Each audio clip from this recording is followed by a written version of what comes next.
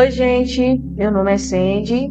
Hoje eu vou estar fazendo uma análise do filme do Frankenstein por Guillermo del Toro, que é um diretor mexicano e ele é produtor de filmes.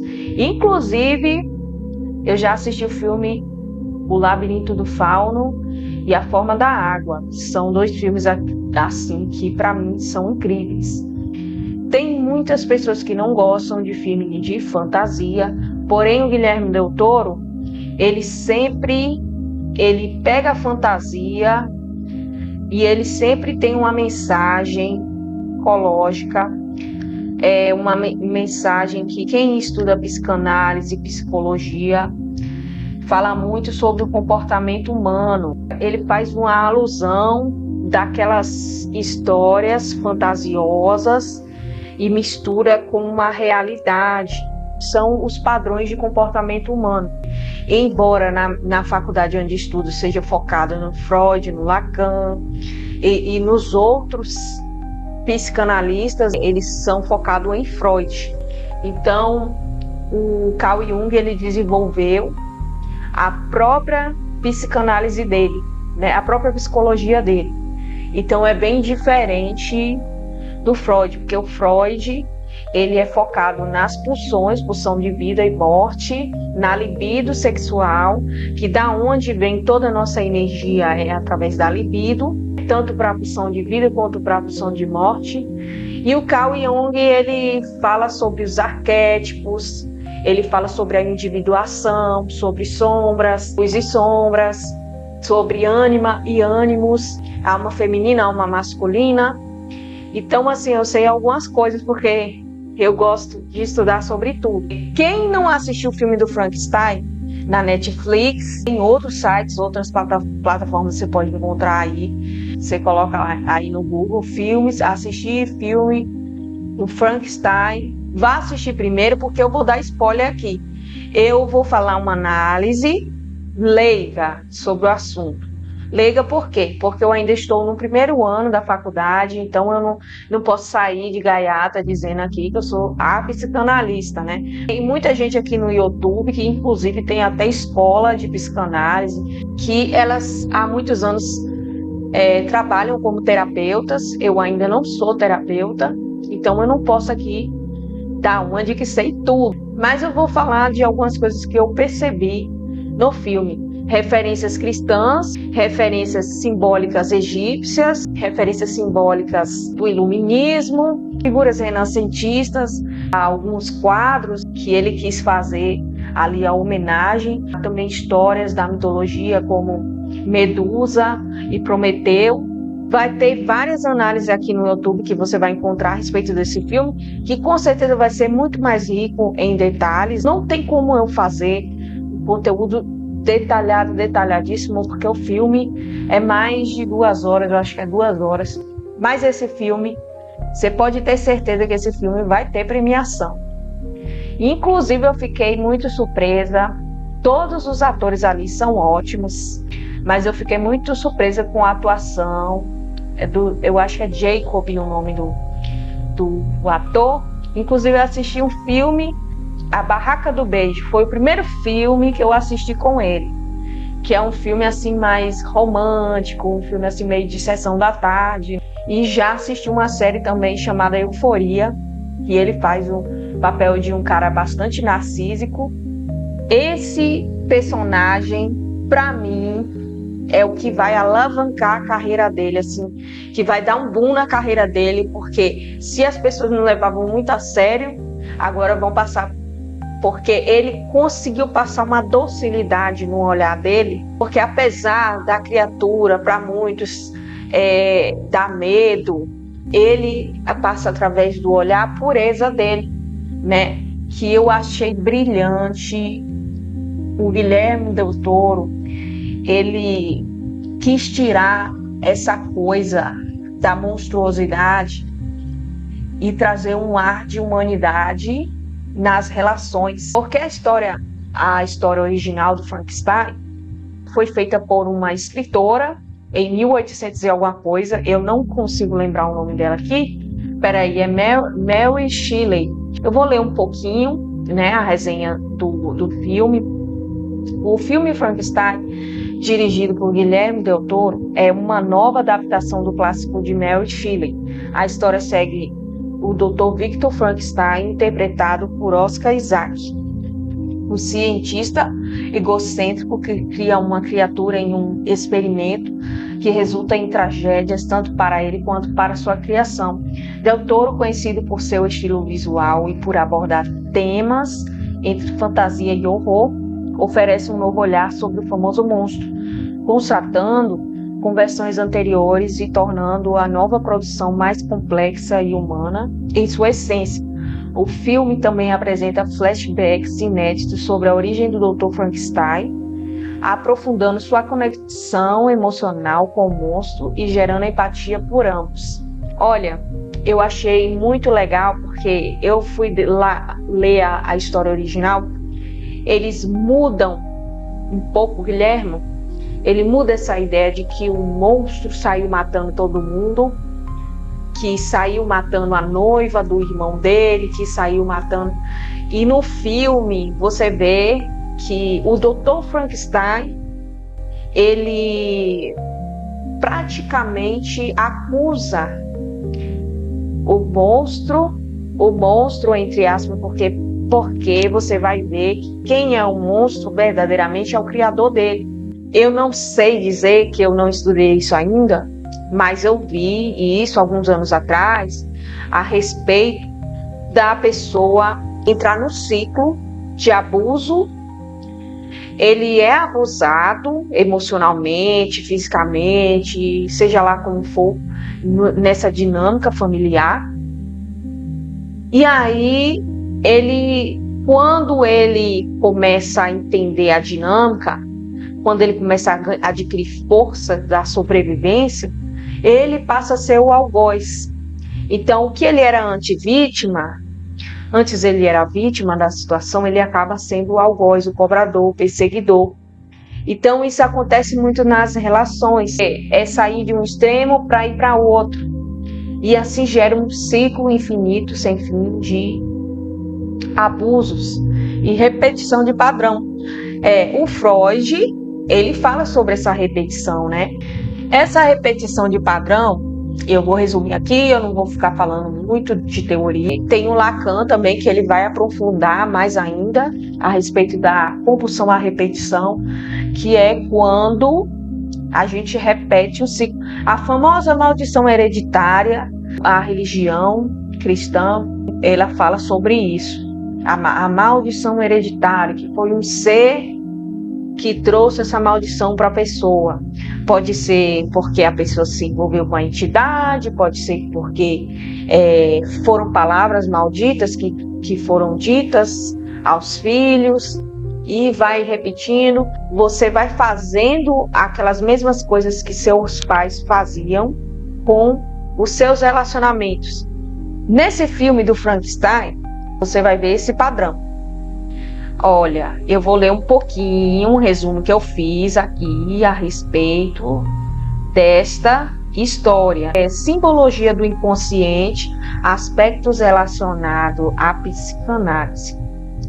O filme começa com a fuga do Dr. Victor Frankenstein, que foge da criatura que o persegue. Ele é acolhido em um navio que está preso no gelo com tripulantes e marinheiros. Na verdade, todo mundo ali é marinheiro, né? Aí tem o capitão, né? A criatura segue implacável chamando pelo Victor. Logo em seguida, o marinheiro capitão ouve o relato do Dr. Victor Frankenstein a respeito de sua história e como criou a criatura. Então, ponto. O Victor Frankenstein, ele é acolhido por esses marinheiros porque o Victor, ele pede ajuda. Esse navio estava ali nesse gelo. O marinheiro falou: de quem que você está fugindo? Aí ele falou: de uma criatura, de um monstro. Ele quer me punir, né? Ele quer me pegar. Não sei exatamente se foi assim, porque eu não vou lembrar de cada diálogo, né, gente? Mas quando essa criatura chega até o navio com uma fúria muito forte, ele tem uma força de conseguir mexer, balançar o navio. A força, tamanha força da raiva. Não é só a força física, você vê a raiva expressa, né? E aí pode parecer para quem está vendo ali que ele é um monstro terrível que está assassinando todo mundo, porque ele é assim. Ninguém se pergunta o que foi que fez aquela criatura ser o que ela é. Não vamos romantizar também, né? Falar que tá certo, né? Mas isso é um filme de ficção científica. Mas vamos colocar em termos da humanidade, já que não existe monstro nenhum, vamos olhar ele com olhos humanos. Essa criatura, ela tinha um motivo de estar ali. Então, esse Victor, ele entra para dentro do navio, o Victor Frankenstein, e ele conta para o capitão a história. Olha, deixa eu te contar, eu vou contar. Na verdade, ele faz o marinheiro de psicanalista, né? Ele faz o marinheiro de terapeuta. Meio que ele já sabe que ele vai se lascar, ele sabe que ele vai morrer, e já está na hora dele, então ele, vou abrir o bico, vamos contar, deixa eu pôr para fora tudo isso que está passando aqui dentro, que é mais ou menos o que a gente faz com o nosso terapeuta, né? A gente vai chegar lá bonitinho, vai dizer tudo. Então é isso que eu percebi, que ele, nesse exato momento, ele abriu o inconsciente dele de todas as suas lembranças, ele abriu a memória dele de todas as suas lembranças pela perspectiva dele, né? E o marinheiro, o capitão, ele pôs-se a ouvir, né? A criatura não conseguiu entrar lá dentro do navio porque atiraram no gelo, aí ele afundou. No que ele afundou, ele foi parar lá para baixo. Aí o cara falou bem assim, olha, ele não adianta vocês atirar, ele não vai morrer, porque ele não morre. Eu já tentei matar ele várias vezes. Eu já tentei matar e não consegui. Entendeu? Aí ele chegou e contou a história dele. Olha só a história dele. A história de vida do Victor Frankenstein.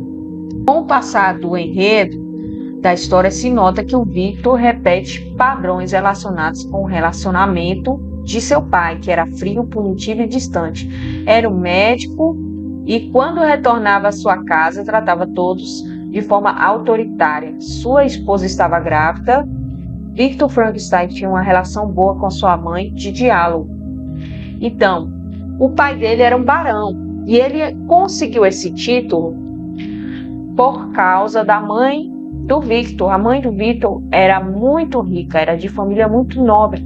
Agora eu não sei se era francesa, porque quando ela conversava com o Victor, ela falava em francês.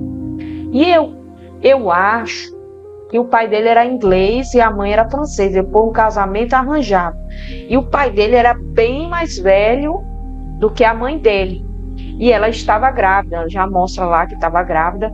E ele deixa bem claro uma coisa, que o pai dele criticava tudo e a todos. Ele ficava distante, né? Porque vamos falar da época. A época, mais uma vez, era uma época vitoriana. Inclusive a época do Freud. O que acontece? É socialmente cultural que o pai seja distante dos filhos. Por quê? Os pais, eles ficavam trabalhando, às vezes por dias, por meses, e a mãe que se dividia em 500 para poder cuidar dos filhos. No caso, como a mulher era uma mulher muito rica, ela tinha várias criadas ali para poder estar dando conta desse lar. Então, ela estava sempre bem vestida, ela comia, tinha tudo para fazer o filho dela ser criado, bem criado, né? O filho dele era culto, estudava, tinha as melhores roupas. Então, por isso, era normal, né, na época, também que se adultizasse as crianças. Por quê? Na minha aula de desenvolvimento humano, que eu estudei essa matéria, fala que tem pouco tempo que as crianças são vistas como crianças. Tem pouco tempo mesmo, coisa de 100 anos. Se for muito, eu acho que coisa de 100 anos no máximo que as crianças são vistas como crianças. Porque há 50 anos atrás você vê ainda, se você sentar com seu avô, sua avó, você vai ver que eles vão falar que eles trabalhavam desde criança. Então, assim, não é 100 anos, é coisa de 40, de 50 anos atrás. A minha avó, por exemplo, tanto a minha avó materna como paterna, a minha avó materna, ela casou cedo, com 13 anos, por aí. E o meu avô tinha 16. Nessa época, não se via os adolescentes como crianças, tá? Os adolescentes eram considerados como adultos. E as crianças também não eram vistas como crianças, porque a partir do momento que elas começavam a falar, andar e começavam a entender, a obedecer comandos, os adultos já colocavam elas para trabalharem, levavam elas para a roça para poder trabalhar junto, pegar coisa. Essa coisa do estudo, só os nobres que podiam ter, né? A minha avó, por exemplo, ela era, acho que semi-analfabeta. Ela sabia escrever, ler um pouquinho, mas ela não pôde estudar. E ela uma vez falou para mim, quando ela era viva, né, que o sonho dela era ter estudado. E o pai dela não deixava. Botava todo mundo para trabalhar, até os casamentos era arranjado. Até com quem a pessoa iria casar, ela não podia escolher. E aí, os que conseguia casar ou namorar com quem queria eram os filhos mais rebeldes. Todos sofriam, né? Mas é melhor sofrer sendo rebelde do que sofrer pela imposição dos outros. Aí, o que acontece? Há pouco tempo, com os estudos de psicologia, dos desenvolvimentistas, né, e da ciência, o cérebro começou a ser estudado e aí foi se entendendo que a criança ela está em fase de desenvolvimento. E quem começou a observar isso foi o Freud e outros, é claro, né? Porque Freud não era o único estudioso, mas Freud deu um pontapé ali, né? E ele percebeu que a criança era vista como um adulto.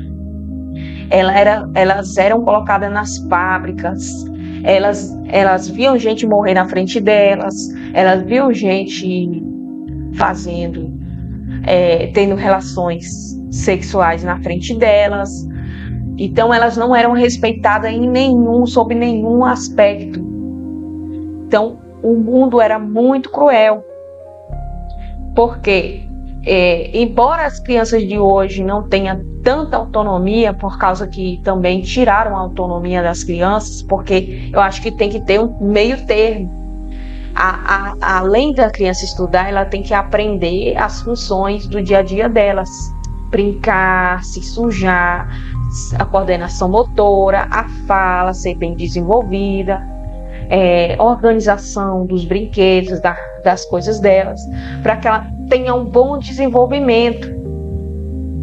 E o que a gente vai perceber e notar nesse filme do Frankenstein? O Victor Frankenstein, ele teve o desenvolvimento dele da inteligência, do intelecto. O pai dele era perfeccionista e também batia nele. E o que acontecia? Ele tinha uma vara, né? Uma vara aonde ele batia, punia o filho dele toda vez que ele errasse alguma coisa. Igualzinho os professores de antigamente faziam com os alunos. Se você conversar com pessoas de mais de 40 anos, você vai ver, né? Inclusive, meu esposo, ele é bem mais velho que eu, e ele vai falar que ele pegou essa época que os professores podiam bater nos alunos. E o pai do Victor Frankenstein, ele que escolheu esse nome, Victor. Então, ele tinha um bom relacionamento com a mãe. Conversava, para ele a mãe dele era perfeita, era um anjo. Por quê? Porque ele não tinha conflito nenhum com a mãe dele. A mãe dele era a companhia dele. O pai dele estava sempre distante. O problema, eu acho que o maior problema, gente, não é o pai ser distante. Eu, por exemplo, eu tive um pai que trabalhou muito, inclusive trabalha até hoje. Ele não ficava o tempo todo dentro de casa. Inclusive, meu pai, ele já morou 1 ano e meio por aí na Inglaterra. Ele já morou um tempo. E a gente se falava por carta, eu, minha irmã e minha mãe, e por telefone uma vez por semana. Entende? Mas eu já era, eu acho que eu tinha uns 9 anos de idade por aí. Então eu já estava bem desenvolvida, já estava bem adaptada com a presença do meu pai antes dele ir embora. Por quê? Porque eu ia para a escola. O que acontece? A escola é um fator crucial no desenvolvimento da infância. Por quê? A mãe, ela não pode ficar o tempo todo colada com a criança. Ela precisa de sair um pouco da presença da mãe para ela entender que existe um mundo lá fora que ela pode explorar e conhecer. Se ela fica o tempo todo com a mãe dela, ela tem medo. Ela vai ter medo de se relacionar. Ela vai ver que tudo é perigoso. Isso vai prejudicar os relacionamentos futuros. Victor Frankenstein, ele não desenvolveu o lado emocional dele nas relações. Por quê? Porque o pai dele era frio, distante e ainda crítico e punitivo. E exigia que ele fosse um médico, que era um dos maiores médicos da região. E ele queria que o filho dele substituísse ele na medicina. Então é algo que foi imposto. O Victor era inteligente, mas era um desejo do pai dele, ele não pôde escolher isso. Quando ele batia no filho, ele batia na perna, batia na mão. Então, quando chegou o momento onde o filho dele já estava mais crescido, ele falou bem assim: olha, você daqui a um tempo vai lecionar e você precisa que sua mão esteja boa e apta para a medicina. Então ele parou de bater na mão do filho dele e começou a bater no rosto. Então bateu no rosto dele. O que acontece com essa coisa de bater porque a pessoa erra? Isso gera um perfeccionismo e uma ansiedade na pessoa. Porque assim, a maioria das pessoas cresceu apanhando. Por exemplo, o professor que bate no aluno porque ele está errando a tabuada. Eu apanhei e por isso eu aprendi a tabuada, porque eu apanhei. Só que o que acontece? Ele aprendeu porque ele sabia que ele ia ser punido. Ele aprendeu, é como se fosse assim: vamos para o circo. E lá tem aqueles animais que são adestrados para apresentar no circo. E antigamente eles cometiam todo tipo de atrocidade com esses animais, de maldade. Até hoje tem circos que são denunciados por isso, né? Tanto que começaram a proibir ter animais em circos. Porque eles batiam nos animais para que eles tivessem um comportamento que os humanos queriam. É basicamente a mesma coisa, um adestramento através da violência. Então, assim, não tem um vínculo de confiança entre a pessoa que está ensinando e nem de respeito. É uma coisa assim de medo. É uma coisa de punição e de culpa. Victor Frankenstein, quando aconteceu o pior dia da vida dele, que foi a perca da mãe dele. O Victor Frankenstein perdeu a mãe dele. O bebezinho que estava na barriga sobreviveu. Esse bebê era loiro dos olhos verdes. O Victor Frankenstein tinha os olhos pretos e os cabelos pretos. E ele narrava lá no filme, que o pai dele não gostava nem da cor dos olhos, nem do cabelo, nem da mãe dele. Isso que foi dito por ele, né? E que depois que o irmão dele nasceu com aqueles olhos igual ao do pai, com aquele cabelo igual ao do pai quando era criança, o pai dele deu todo o carinho e afeto para esse filho. Esse filho, ele recebeu esse carinho e esse afeto que ele não deu para o Victor. O pai do Victor Frankenstein que fez o parto e a mãe dele acabou morrendo. Então, Numa cena, em um ato simbólico, ele pega aquela vara que o pai dele batia nele, já crescido. Ele pega aquela vara e fala desse jeito assim: você não conseguiu salvar a minha mãe, então você é um péssimo médico. Eu vou ser melhor do que você. E eu vou conseguir aquilo que você não conseguiu. Ou seja, ele ia conseguir desafiar a morte. Então, aquele ato de pegar a vara que o pai dele batia nele e mostrar essa vara para o pai, aí o pai dele vai e fala desse jeito, né? Fala uma coisa interessante, que não tem como controlar a natureza, não tem como controlar coisas que fogem do nosso alcance. E de certa forma ele está certo. Por quê? Porque aí a gente fica querendo essa coisa de querer burlar a morte, como se a morte fosse o maior de todos os nossos problemas. A morte é uma coisa triste, mas ia ser um castigo para a humanidade se as pessoas não morressem. E a criatura, ela vai provar isso. A criatura que o Frankenstein cria vai provar isso. Assim que ele cria essa criatura, que era dotada de pureza, ele vai receber o maior de todos os castigos. E não é o Victor que vai ser castigado, porque o Victor, ele está pagando pelas consequências das más ações dele. E ele atribui todos os males das consequências de coisas ruins que acontecem na vida dele à criatura. Que, na verdade, essa criatura não é uma criatura.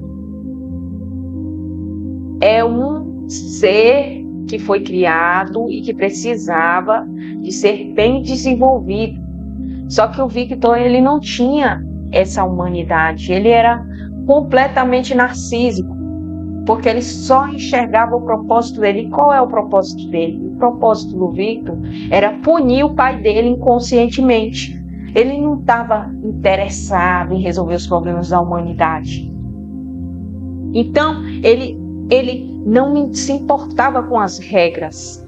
Aquele lugar era rígido, aquele lugar era nocivo, abusivo, porque o pai dele não respeitava ele como ser humano, ele não era visto e ele tinha muita raiva do pai dele, a raiva que ele tinha do pai dele, de querer punir, porque para ele o pai tirou ele da mãe e ele cresceu no modo sobrevivência, não conseguia se apegar a ninguém. Ele só pensava em punir o pai dele. Então, quando ele estudava porque ele queria mostrar para o pai dele, esfregar na cara do pai dele que ele era melhor do que ele, do que o pai. Ele não estava estudando medicina, ele não estava criando uma criatura porque ele queria inovar na ciência. Ele estava seguindo a pulsão dele. Esse que movimentava a vida dele para a destruição, que é uma pulsão de morte. Você vai notar que no funeral do pai e da mãe, a mãe, quando ela vai para o cemitério, dentro do caixão, o caixão dela é branco. E o caixão do pai dele, que foi ele, inclusive, que escolheu, porque ele que estava à frente desse funeral ali. O pai foi enterrado no caixão preto, ou seja, o contraste entre luz e sombras, que eu percebi. A mãe dele, ele considerada como um anjo, o pai dele como um vilão.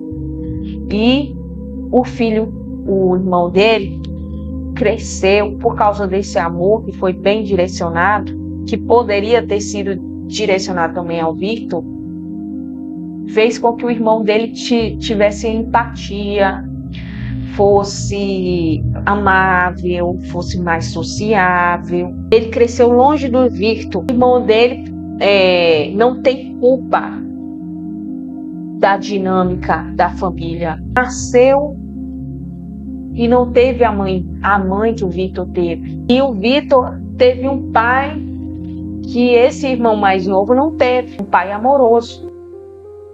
Então, o irmão dele mais novo ficava reclamando que o Victor era amargo, era autocentrado, era amargo, só vivia falando, não gostava que o Victor falasse mal do pai. Só que o que ele não entendia, que ele não via, era sobre o passado do Victor, que ele não sabia que o pai dele, ele não tinha essa informação, que o pai dele era extremamente cruel com o Victor.